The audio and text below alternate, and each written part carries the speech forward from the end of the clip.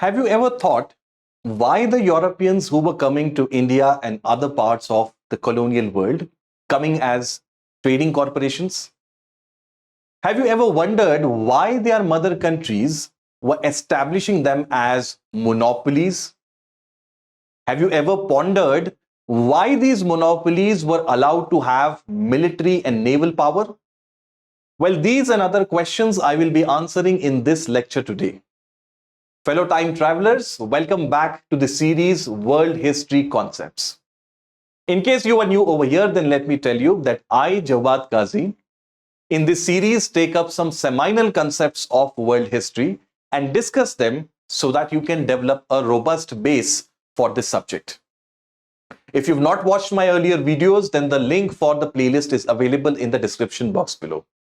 And in case you are a new bird spreading its wings and starting out its journey for civil services exam, then let me tell you, we have a good news for you. We are starting out with our prelims to interview or P2I batch. This P2I batch will be available in English and Hindi. Starting from 11th of August, this morning batch is the one-stop solution for all your civil services exam needs.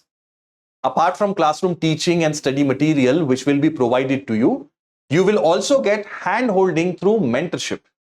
You will be getting some additional sessions like Gyanvani, where you can develop understanding with the help of your peer community. You will also be interacting with senior retired bureaucrats to get a first-hand idea about the work of civil servants. Well, all this and a lot more is there on the other side for you. You can enroll for this batch using my code JDLive so that you get a substantial discount on the fees for this course. Let us now get into the concept of mercantilism. In the civil services exam, guys, there is a premium at understanding concepts. Without understanding concepts, you cannot even dream of cracking this exam. Well, let us now then try to understand the concept or idea of mercantilism. What is meant by mercantilism in the first place? Guys, in the period of 15th to 18th centuries, European nations wanted to make themselves strong. And the strength of nation in that day and age was measured on the basis of the wealth that that country possessed. Now, this begged the question, how was wealth measured? Wealth of a country was measured on the basis of reserve of bullion or gold and silver that that country possessed. This concept or idea, which is often referred to as bullionism, that is that desire to increase the reserves of gold and silver, was central to 15th to 18th century Europe. In this process, each state tried very hard to actually earn more and more gold and silver. This concept was at the core of measuring the strength of a country. More the reserve, stronger the country. This was the idea. Now, while it was convenient and simple to understand this concept for Europeans back then, this idea had a limitation also. The limitation was that if wealth was measured on the basis of a finite resource like gold and silver, then automatically the wealth of the world and wealth of a country were then finite, because the country had limited sources of gold and silver, and the whole world also had limited resources of gold and silver. Therefore, this led to the concept of finite wealth, which meant if a country had to earn more wealth than what it already possessed in terms of gold and silver, then it had to get it at the cost of somebody else. A country's wealth increasing necessarily meant another country's reducing. This was the corollary of this idea. Now, how would a country increase its wealth at the cost of another country? The solution to this for the Europeans was through positive balance of trade. The more a country focused on maximizing its exports and minimizing its imports, the more it led to a positive balance of trade. This positive balance of trade led to incoming of that bullion or of gold and silver. This bullion or this increased gold and silver was the source of a country's strength. Naturally, every state desired to have this, and therefore state had to play an active role in terms of policy making for this purpose. A state had to do everything that was required to give boost to its trade. This boost to the trade was central to increasing the surplus and thereby increasing the wealth and thereby increasing the strength of that nation. This was the idea of mercantilism. In case you want to download my PDFs that I use for the lectures, you can scan this QR code or use this link to reach my Telegram channel where all my PDFs can be downloaded from. Let us now understand the background in which the concept of mercantilism rises. Europe during medieval times was a feudal type of economy. The feudal system, as we have discussed in earlier lectures, was centered around the idea of land assignment. Feudal system led to decaying of cities and drying out of trade. Europe became a rural agrarian kind of a society. And with time, there was no need for money-based exchange, as in this kind of a society, barter served the purpose.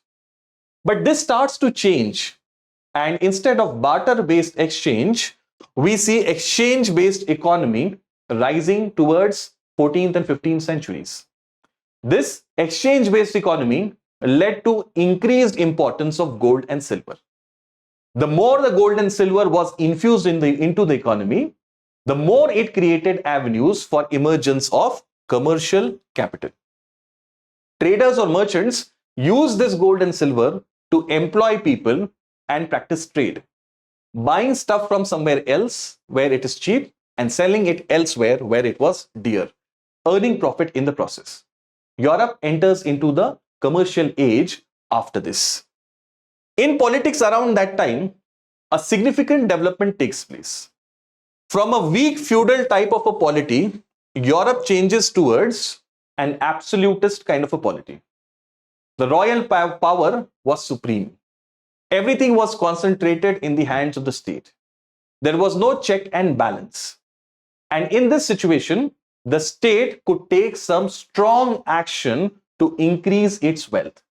This royal absolutism would become very crucial in the stage of mercantilism. Parallelly, developments such as Renaissance, Reformation, and Enlightenment had weakened the position of the church. The church's religion-centric kind of a worldview was now being replaced by a worldview that was more scientific, that was rational, that was based on reason. Europeans were coming out of the age of superstition, and this led to many scientific discoveries and inventions. Among other things, these scientific discoveries and inventions helped to develop better ships.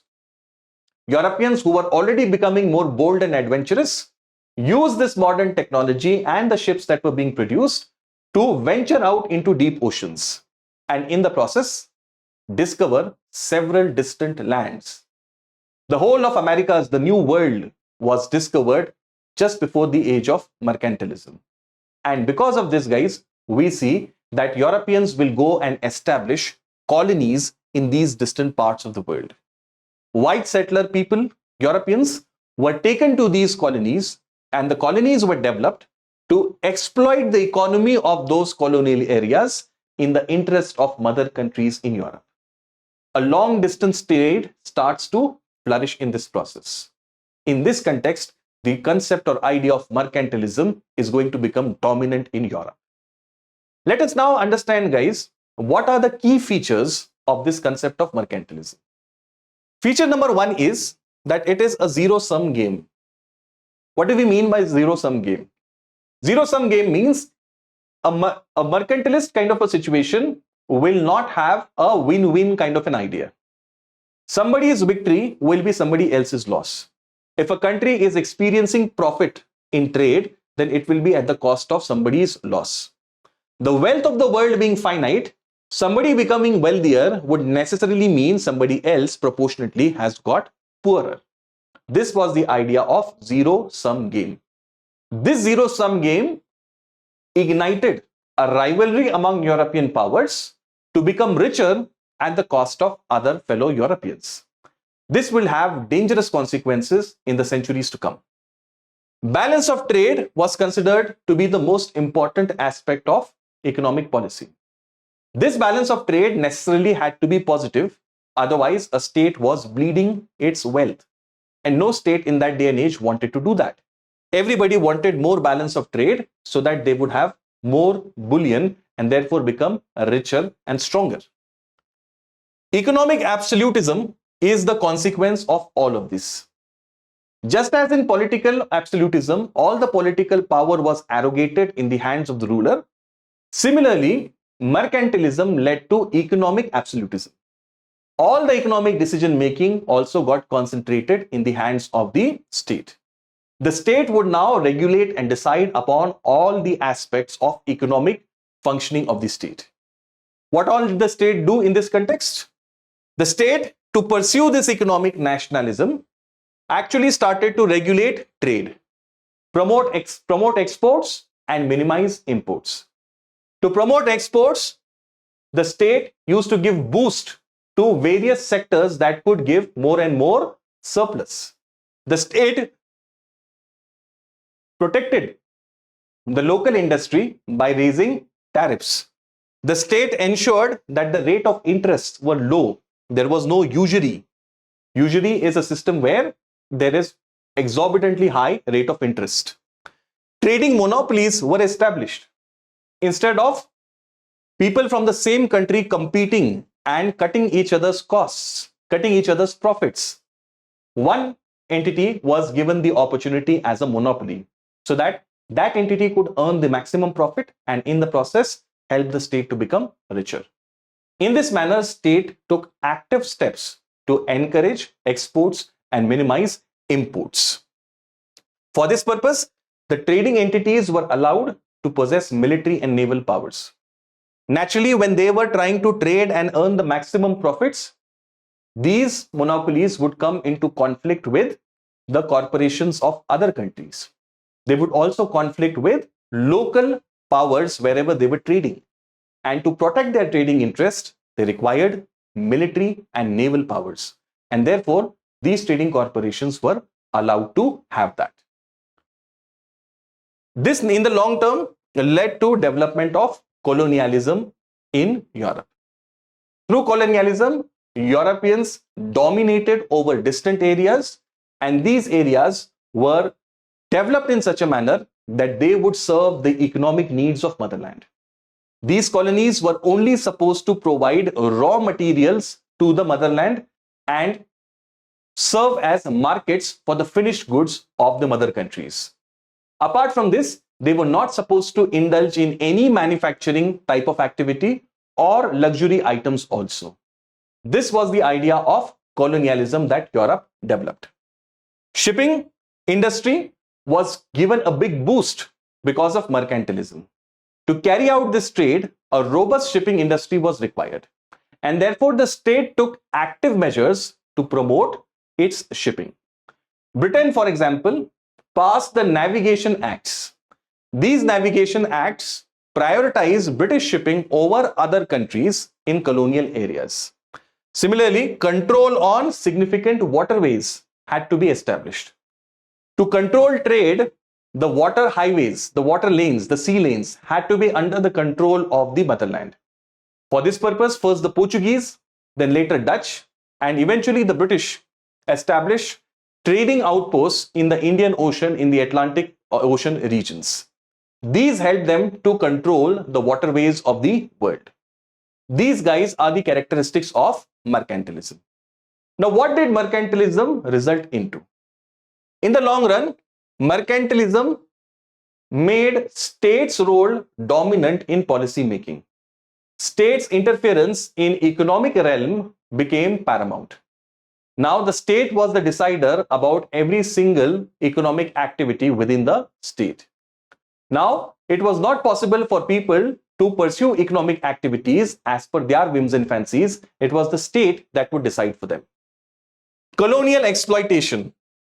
We've already seen that, how colonial economies were subjugated to the needs of the mother economies. They were to serve only as raw material suppliers and markets for finished goods. monopoly of trade was established. Not only were monopolies given to trading corporations, but each trading corporation of different country rivaled with other corporation to establish its own monopoly. We know that in the Indian Ocean region, first the Portuguese, then the Dutch, and ultimately the English were able to establish these monopolies.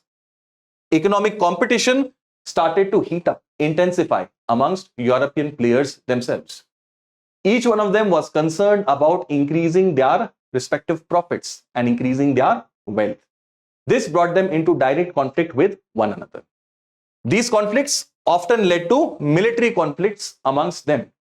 Several wars in Europe, in many ways, were because of these mercantilist ideas.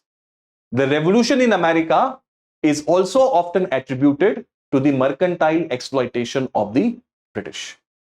Ultimately, mercantilism made way for industrial capitalism. The wealth that was acquired because of mercantilism found a fertile ground of investment in the form of industrial capitalism. Had it not been for mercantile capitalism, Britain would not have generated the kind of wealth and surplus that it had, which it then invested in the Industrial Revolution, leading to the next evolution, that is industrial capitalism. Now, how did this mercantilism eventually decline in Europe? After dominating Europe's economy for almost 3 centuries, how does this decline? As we saw earlier, major aspect was emergence of a new type of economic policy, which is industrial capitalism. Industrial capitalism made it necessary that the accumulated wealth was not hoarded and instead it was invested. Industrial capitalism made it necessary that there was internal competition. All of these changes made the earlier idea of mercantilism less relevant. French idea of laissez-faire state. The physiocrats in France argued for a state that would not interfere in the functioning of the economy. In France, the state had excessively interfered, leading to neglect of agriculture. And that neglect of agriculture had a very deep impact on France's economy, its food sufficiency, and its peasantry. So in response to that, France developed the idea of laissez-faire state, a state that does not interfere in the economy. This idea slowly started to gain ground in France. Adam Smith's Wealth of Nations was perhaps the biggest blow that the concept of mercantilism got. Adam Smith criticized the idea of mercantilism and he explained how global trade was not a zero-sum game. When a country was importing something, it was not in any way losing its wealth. And when a country was exporting something, again, it was a win-win situation for both the countries. By importing those things in which you did not have expertise, you gained in that process. It was not as if you were losing. You could then focus on exporting those items where you were pretty good. In this manner, there could be a complementary kind of a relationship and no country would be at a loss. Adam Smith's explanation gave a big blow to the idea of mercantilism. Adam Smith spoke about specialization and also of the idea of invisible hand. Adam Smith explained that instead of the state regulating the minor aspects of economy, the market must be left to itself.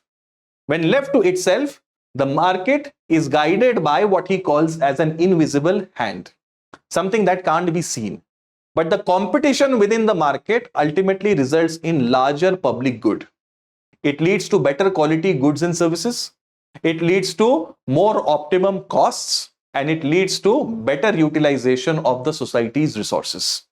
This is the concept of invisible hand of the market that Adam Smith gave. His magnum opus work, Wealth of Nations, ultimately led to the demise of the idea of mercantilism. Parallelly, in 19th century, rise of liberalism, capitalism, free trade, and such other ideas also sounded the death knell of this concept of mercantilism. I hope, guys, you were able to understand this concept of mercantilism. In our next video, we will meet again and discuss a new concept from world history, which will be significant to develop your base of this subject. If you like this video, then do not forget to give a like, a thumbs up, leave a comment in the comment box below, and share this video with your friends, your fraternity of civil services exam preparation peers. Thank you very much. Take care.